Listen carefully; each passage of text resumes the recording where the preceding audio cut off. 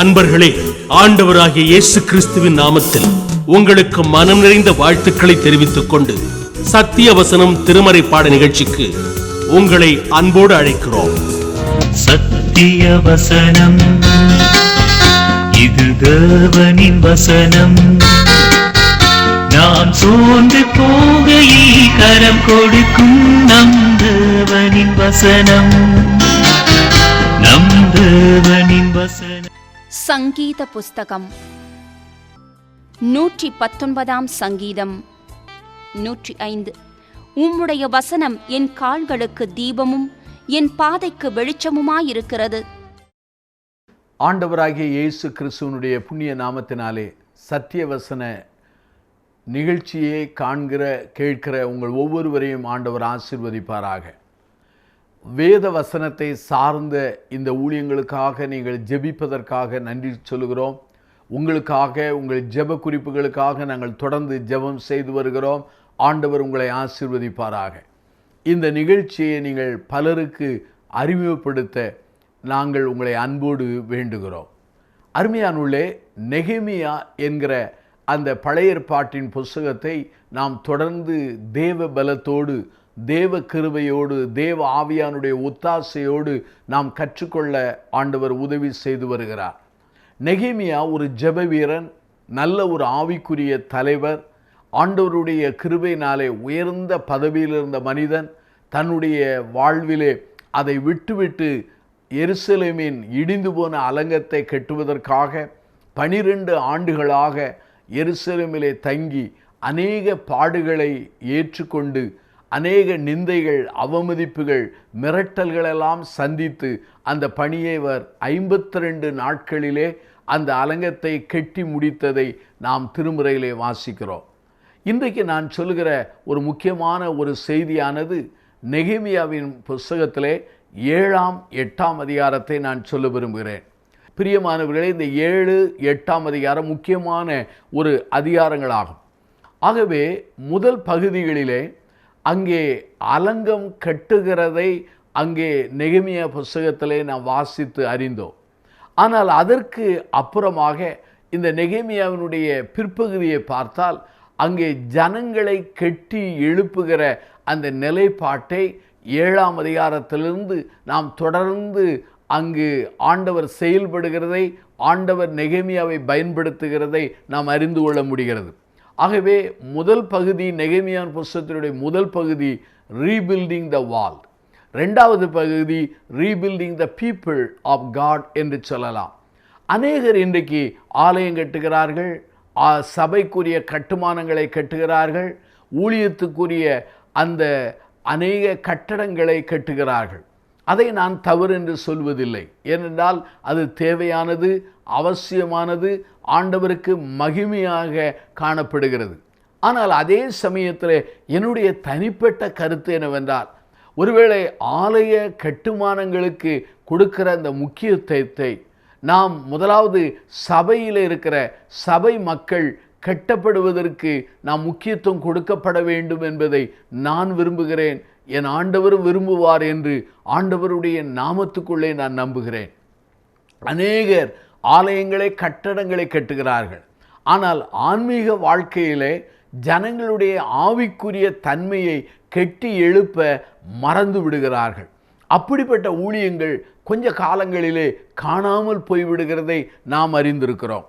இங்கே 7ஆம் 8ஆம் அதிகாரத்தை நீங்கள் வாசிப்பீர்களானால் நெகேமியாவிலே அங்கு மிக முக்கியமான ஒரு நிலைக்கு கடந்து வருகிறார்கள். நெகேமியாவின் புஸ்தகம் 8ஆம் அதிகாரத்தை எடுத்து வைத்துக் கொள்ளுங்கள். அங்கே ஜனங்கள் எல்லாரும் தண்ணீர் வாசலுக்கு முன்னான வீதியிலே ஒருமனப்பட்டு கூடினார்கள். அப்படி கூடி வரும் பொழுது அங்கே வேத பாரகனான எஸ்ராவை அழைத்து அங்கே வேத பிரமாண புஸ்தகத்தை, அதாவது நியாய பிரமாண புஸ்தகமாகிய அந்த தேவனுடைய வசனத்தை வாசிக்க அங்கு ஏற்பாடு செய்யப்படுகிறதை 8ஆம் அதிகாரம் 1 நாம் காண முடிகிறது. ஆகவே முதலாவது அலங்கத்தை கட்டி எழுப்ப ஆண்டவர் நெகேமியாவின் மூலமாய் செயல்பட்டார். அதே நெகேமியாவின் மூலமாக அந்த தேவனுடைய ஜனங்கள் ஆன்மீகத்திலே கட்டி எழுப்பப்பட வேண்டும் என்பதற்காக வேத வசனங்கள் வாசிக்கப்படுவதற்கு அங்கு ஏற்பாடு செய்யப்படுகிறதை நெகேமியா 8ஆம் அதிகாரத்திலே நாம் அதை காண முடிகிறது. ஆகவே இன்றைக்கு அநேகர் வேத வசனம் என்றாலே அநேகர் முகத்தை சுளிக்கிறதை நான் பார்த்திருக்கிறேன், அறிந்திருக்கிறேன். கதை புஸ்தகங்களை வாசிக்கிற மக்கள், ஒருவேளை அங்கே தொலைக்காட்சியிலே பலவிதமான நாடகங்களை சினிமாக்களை காண்கிற அநேக மக்கள், ஆனால் அதே சமயத்தில் நடனங்களை அங்கே கண்டு சந்தோஷப்படுகிற அநேக மக்கள் இங்கே ஆண்டவருடைய வேதவசனத்தை வாசிக்கிறதிலே அல்லது வாசிக்க முற்படுவதிலே அநேகருக்கு வேதனையாக கசப்பாக இருப்பதை என்னுடைய வாழ்க்கையிலே அநேகர் வாழ்க்கையிலே பார்த்திருக்கிறேன். இன்றைய இளம் தலைமுறையினர், இன்றைய வாலிப பிள்ளைகள், வாலிப தம்பிமார், இன்றைக்கு இருக்கிற சிறுவர்கள், சிறுமிகள் ஆண்டவருடைய வேத வசனத்தை எந்த அளவுக்கு வாசிக்கிறார்கள் என்பதை அவர்கள் சிந்திக்க அழைக்கப்படுகிறார்கள். வேத வசனம் என்று சொல்லும் பொழுது அங்கே 3 விதமான குற்றச்சாட்டுகள் வருகிறது. ஒன்று, வேத வசனத்தை வாசிக்கும் பொழுது குழப்பம் வருகிறது, ஆகவே அதை என்னால் புரிந்து கொள்ள முடியவில்லை என்று பலர் சொல்கிறார்கள். 2வது குற்றச்சாட்டு என்ன? வேத வசனத்தை வாசிக்கும் பொழுது அது உலர்ந்ததாக, மிகவும் அது சோர்வு உண்டாக்குற, அதாவது போரிங் தருகிற அந்த புஸ்தகமாக இருக்கிறது என்பது 2வது குற்றச்சாட்டாக இருக்கிறது. 3வது குற்றச்சாட்டு, மக்கள் சொல்கிற குற்றச்சாட்டு என்ன? அந்த வேத வசனத்தில் இருக்கிற காரியங்கள் இந்த நடைமுறை வாழ்க்கைக்கு அது கைக்கொள்ள முடியாத நிலைமை, அதாவது அப்ளிகேஷன், அதாவது அதை என்னுடைய வாழ்க்கையிலே ஏற்றுக்கொள்ள முடியாத அல்லது என் வாழ்வின் பிரச்சனைகளுக்கு, சூழ்நிலைகளுக்கு அதை ஒத்து அதை ஏற்றுக்கொள்ளாத நிலையிலே காணப்படுகிறது என்பது அநேகர் சொல்கிற 3வது குற்றச்சாட்டு. ஆனால் உண்மையாகவே இந்த 3மே ஒரு மித்து தான், ஒரு குற்றச்சாட்டு தான், ஒரு பொய் தானே தவிர அது உண்மை அல்ல. அருமையானவர்களே, எல்லா காரியங்களும் அங்கு சீர்திருத்தப்பட்ட பிற்பாடு நெகேமியாவின் புஸ்தகம் 8ஆம் அதிகாரத்திலே வேத வசனத்தை வாசிக்க கேட்பதற்கு அங்கே ஏற்பாடு செய்யப்படுகிறதை நாம் காண முடிகிறது. அருமையானவர்களே, உண்மையாய் சொல்ல வேண்டும் என்று சொன்னால் வேத வசனம் என்பது ஒரு விதமான தந்திரமான வசனம் அல்ல, அல்லது குறுக்கு வழிக்கு உற்சாகம் ஊட்டுகிற ஒரு புஸ்தகம் அல்ல. வேத வசனங்கள் நாம் அதை புரிந்து கொள்ள வேண்டும். புரிந்து கொண்ட வசனங்கள் இருதயத்திலே ஏற்றுக்கொள்ளப்பட வேண்டும். ஏற்றுக்கொண்ட வசனங்கள் நடைமுறைப்படுத்தப்பட வேண்டும். அப்பொழுதுதான் ஆன்மீக வாழ்க்கையிலே ஒரு பெரிய விடுதலை வருகிறது. இங்கே எஸ்ரா என்பவன் ஒரு இன்டோர் கான்ஃபரன்ஸ் அல்ல, அல்லது உள்ளான அங்கே கட்டடத்திலே செய்யப்படுகிற ஒரு கூட்டம் அல்ல. வெளியே எல்லா மக்களும் கூடி, ஆங்கிலத்தில் சொல்ல வேண்டும் என்றால் ஒரு அவுட்டோர் கான்ஃபரன்ஸ் என்று சொல்லலாம். அங்கே மக்களை கூட்டி வசனத்தை கேட்க ஏற்பாடு செய்யப்படுகிறது. இங்கே எஸ்ரா வசனத்தை வாசிக்கிறார். இந்த எஸ்ரா என்பவன் யார்? ஒரு ஆசாரியன். அங்கே நெகேமியா வருவதற்கு 14 ஆண்டுகளுக்கு முன்பாக எருசலேமுக்கு வந்த ஒரு வேத பண்டிதர். எஸ்ராவின் புஸ்தகம் 7ஆம் அதிகாரம் 10 வாசியுங்கள். வேத வசனத்தின்படி நடப்பதற்கு தன்னுடைய இருதயத்தை பக்குவப்படுத்தின ஒரு மனிதர். அருமையானவர்களே, இந்த நாட்களில் பார்த்தால் 7ஆம் மாதம் என்று முதல் தேதி என்று சொல்லப்படுகிறது. இந்த 7ஆம் மாதம் முதல் தேதி என்பது ஏறக்குறைய நம்முடைய வருடத்தின் முதல் பிறப்பாக நாம் எண்ணலாம். இந்த மாதத்தில்தான் எக்கால பண்டிகை, கூடார பண்டிகை என்கிற அநேக பண்டிகைகளை யூதர்கள் அவர்கள் கையாள்வார்கள். இந்த பண்டிகைக்காக எந்த விசேஷத்த அழைப்பும் எவருக்கும் கொடுப்பதில்லை, எல்லாருக்கும் அறிந்த ஒன்று. ஆகவே அந்தந்த காலத்திலே இதை அவர்கள் கைக்கொள்வார்கள். ஆகவே முதலாவது காலையிலிருந்து சாயங்காலம் வரையிலும் அந்த வேத வசனம் வாசிக்கப்பட்டது. இன்னும் நீங்கள் வாசிப்பீர்களானால் அங்கே ஒரு வாரம் முழுதும் வாசிக்கப்பட்டது என்பதை நாம் புரிந்து கொள்ளலாம். இங்கே வேத வசனமானது எஸ்ராவின் மூலமாய் விளக்கப்படவில்லை, அந்த நியாயப்பிரமாண புஸ்தகம் என்கிற அந்த வேத புஸ்தகத்தின் வசனங்கள் அங்கே வாசிக்கப்படுகிறது. வெளிப்படுத்தல் விசேஷத்திலே நீங்கள் வாசிப்பீர்கள் என்றால் வாசிக்கிறவர்களும் கேட்கிறவர்களும் கைக்கொள்ளுகளும் பாக்கியவான்கள் என்று சொல்லப்படுகிறது. அருமையான என் சகோதர சகோதரிகளே, இங்கு வேத வசனத்தை வாசிக்கும் பொழுது அங்கே ஜனங்கள் எழுந்திருந்தார்கள். ஒரு மர பலகையான ஒரு பீடத்திலே எஸ்ரா நின்று வாசிக்கிறான். எழுந்து நிற்கிறது தேவனை கனமணுவதற்கு சமம், தேவனுடைய வசனத்தை கனமணுவதற்கு சமம். இது நெகேமியாவின் புஸ்தகம் 8ஆம் அதிகாரம் 5 சொல்லப்படுகிறது. முதலாவதாக நெகேமியா 8ஆம் அதிகாரம் 6வது வாக்கியத்திலே தேவனை அவர் துதிக்கிறார். ஜனங்கள் எல்லாரும் அதற்கு மறுமொழியாக ஆமேன் என்று சொல்லுகிறதை நாம் வாசிக்க முடிகிறது. ஆகவே நெகேமியாவின் புஸ்தகம் 8ஆம் அதிகாரத்திலே நீங்கள் 7 8 வசனங்களை நீங்கள் வாசிப்பீர்களானால் அங்கு லேவியர்கள் அந்த வசனத்தை விளக்கி மக்களுக்கு புரியும்படியாக சொல்லப்படுகிறது. அருமையானவர்களே, இந்த லேவியர்கள் அல்லது ஆசாரியருடைய வேலை என்ன? ஒருவேளை எபிரேய மொழியில் இருந்த அந்த வேத வசனத்தை ஒருவேளை அரேமிய அந்த நிலைக்கு அவர்கள் விளக்கி சொல்ல வேண்டும். அல்லாவிட்டால் இன்னொருவர் சொல்லுகிறார், அந்த வேத வசனமானது நடைமுறைக்கு எவ்வாறு கை கொள்ள வேண்டும் என்பதை அவர்கள் வியாக்கியானம் செய்திருக்கலாம் என்பதை விளக்கி சொல்கிறார். அருமையானவர்களே, வேத வசனத்தை அவர்கள் கேட்டார்கள், அதை விளங்கி கொள்ளும்படி போதிக்கப்பட்டார்கள். இது மிக முக்கியமானது. அருமையான என் சகோதர சகோதரிகளே, உங்களுடைய வாழ்க்கையிலே வேத வசனத்தை எந்த அளவுக்கு வாசிக்கிறீர்கள்? எந்த அளவுக்கு அந்த வசனத்தை புரிந்து கொள்ள பிரயாசப்படுகிறீர்கள்? அநேக இடங்களிலே ஆராதனைகளுக்கு முக்கியம் கொடுக்கிறார்கள், பாடல்களுக்கு முக்கியத்துவம் கொடுக்கிறார்கள். அங்கே ஆட்டங்கள் பாட்டங்கள் இவைகளுக்கெல்லாம் அவர்கள் முக்கியத்துவம் கொடுக்கிறார்கள்.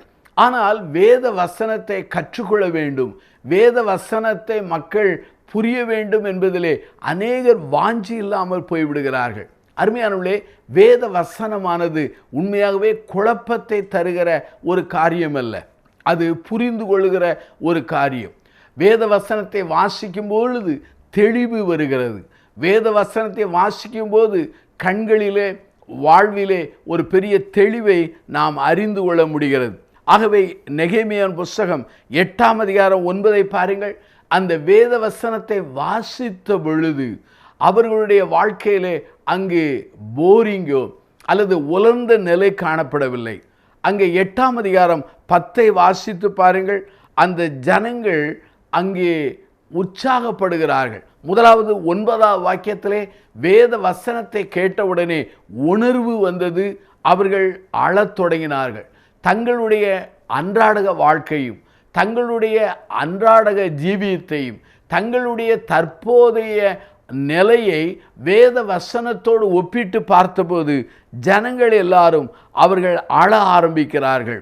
பாருங்கள், 8ஆம் அதிகாரம் 9 சொல்கிறது, நியாயப்பிரமாணத்தின் வார்த்தைகளை கேட்டபோது அழுதபடியினால் திர்சாசா எனப்பட்ட நெகேமியாவும் வேத பாரணனாகிய எஸ்ரா என்னும் ஆசாரியனும் ஜனங்களுக்கு விளக்கி காட்டு லேவியரும் சகல ஜனங்களை நோக்கி நீங்கள் அழ வேண்டாம் என்று சொல்கிறார்கள்.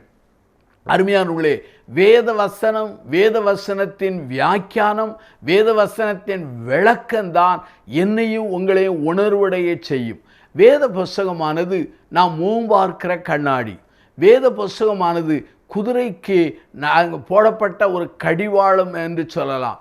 அந்த அளவிற்கு வேத வசனம் உணர்வை தருகிறது. வசனத்தை கேட்டவுடனே அழுகிறார்கள். ஆனாலும் கர்த்தருடைய மனிதர்கள் சொல்கிறார்கள், இது அழுகிற காலம் அல்ல, இது ஒரு மகிழ்ச்சியான காலம் என்று சொல்லி 8ஆம் அதிகாரம் 10 சொல்கிறார்கள். இது ஆண்டவருக்கு பரிசுத்தமான நாள், விசாரம் அடைய வேண்டாம், மகிழ்ச்சியாயிருங்கள் என்று சொல்கிறார்கள். அருமையான என் சகோதர சகோதரிகளே, ஒருவேளை வேத வசனம் குழப்பத்தை தருவதல்ல, அது நமக்கு உணர்வை தருகிறது. வேத வசனமானது ஒருவேளை ட்ரை, அதாவது உலர்ந்தது அல்லது போரிங் அல்லது சோர்வடையது அல்ல, அது மகிழ்ச்சி நிறைந்தது என்பதை நெகேமியாவின் புஸ்தகம் 8ஆம் அதிகாரத்திலே நாம் கற்றுக்கொள்ள முடிகிறது. அருமையானவர்களே, இந்த வேத வசனத்தை வாசிக்கும் பொழுது அநேகர் சொல்கிற ஒரு காரியம் என்ன, அன்றாடக வாழ்க்கைக்கு, ஒருவேளை இன்றைய வாழ்க்கைக்கு இந்த வேத வசனத்தை கைக்கொள்வதற்கு அது எப்படி உதவி செய்யும், உதவி செய்ய வாய்ப்பில்லை என்று சொல்கிறார்கள். எத்தனையோ ஆண்டுகளுக்கு முன்பாக எழுதப்பட்ட வேத வசனம், எத்தனையோ ஆண்டுகளுக்கு முன்பான சூழலில் சொல்லப்பட்ட வசனங்கள். ஆகவே இன்றைய நடைமுறைக்கு இந்த 21ஆம் நூற்றாண்டிலே, இந்த ஆண்டிலே, இந்த நாளுக்கு அது ஒத்து வருமா என்று கேட்கிறார்கள். அருமையான என் சகோதர சகோதரிகளே, 42 ஆண்டுகள் இந்த வேத வசனத்தை நான் வாசித்து வருகிறேன்.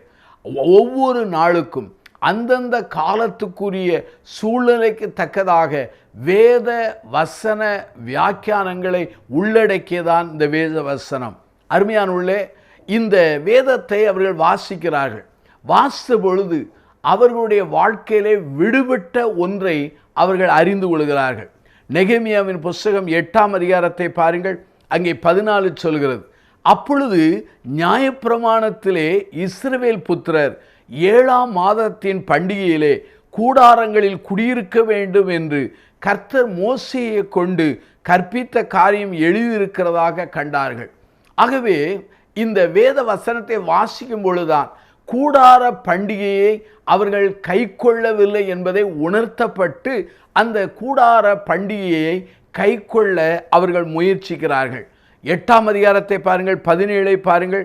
இந்த பிரகாரமாக சிறையிருப்பிலிருந்து திரும்பி வந்தவர்களின் சபையார் எல்லாரும் கூடாரங்களை போட்டு கூடாரங்களில் குடியிருந்தார்கள்.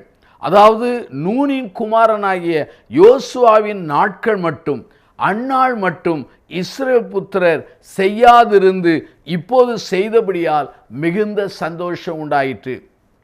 இந்த வேதத்தை வாசிக்கும் பொழுதுதான் அவருடைய வாழ்க்கையில விடப்பட்ட அல்லது மறந்து போன கை கொள்ளாத ஒரு காரியம் அவர்களுக்கு உணர்த்தப்படுகிறது, அதை செய்கிறார்கள்.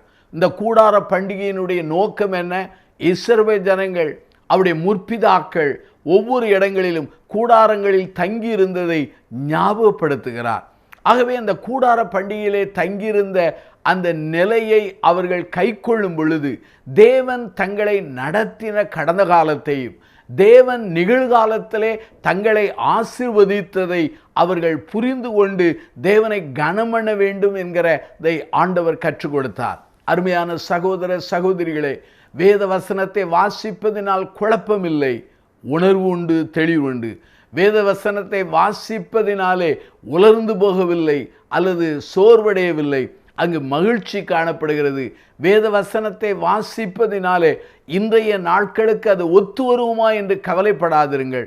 இந்த வேத வசனத்தை வாசித்தனால்தான் விடப்பட்டிருக்கிற அந்த கூடார பண்டிகையை கண்டுபிடித்து அவர்கள் செய்தார்கள் என்பதை வேத வசனம் சொல்லுகிறது. ஆகவே வேத வசனத்தை வாசித்து பாருங்கள். உங்கள் வாழ்க்கையிலே விடுபட்ட அல்லது உங்கள் வாழ்க்கையிலே சீர்படுத்தப்படாத உங்கள் வாழ்க்கையின் தவறுகள், குற்றங்கள், இவைகளெல்லாம் ஆண்டவர் வசனத்தின் மூலமாய் ஆவியானவர் உணர்த்தி அதை சரி பண்ண ஆண்டவர் தூண்டுவார். நான் ஒவ்வொரு நாளும் வேத வசனத்தை வாசிக்கும் பொழுது இஸ்ரவேல் ஜனங்களுக்கு வனாந்தரத்திலே மன்னா கிடைத்தது போல அந்தந்த நாளுக்குரிய ஆலோசனை, அந்தந்த நாளுக்குரிய புத்திமதிகள், அந்தந்த நாளிலே நான் செய்ய வேண்டியது, செய்ய மறந்தது, இவைகளெல்லாம் அறிந்து சீர்படுத்த ஆண்டவர் எனக்கு உதவி செய்து வருகிறார். ஆகவேதான் வேத வசனமே நம்முடைய வாழ்க்கைக்கு பாதைக்கு தீபமாயிருக்கிறது என்பதை புரிந்து கொள்ளுங்கள். ஆகவே ஆன்மீகத்திலே புதுப்பித்தல் வர வேண்டுமா? வசனத்துக்கு திரும்புங்கள், வசனத்தை வாசியுங்கள், வசனத்தை புரிந்து கொள்ள ஆவியானுடைய ஒத்தாசையை தேடுங்கள். புரிந்து கொண்ட அந்த வசன தெளிவை நடைமுறைப்படுத்துங்கள்.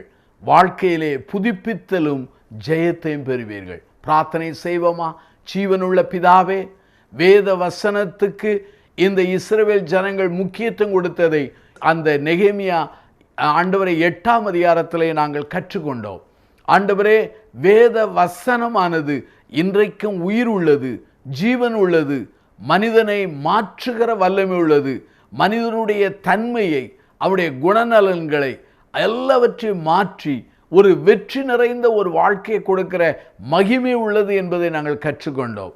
வேத வசனத்துக்கு முக்கியம் கொடுத்து வாழ்வோம் என்று தீர்மானிக்கிற ஒவ்வொரு ஜனங்களையும் ஆசீர்வதியும்.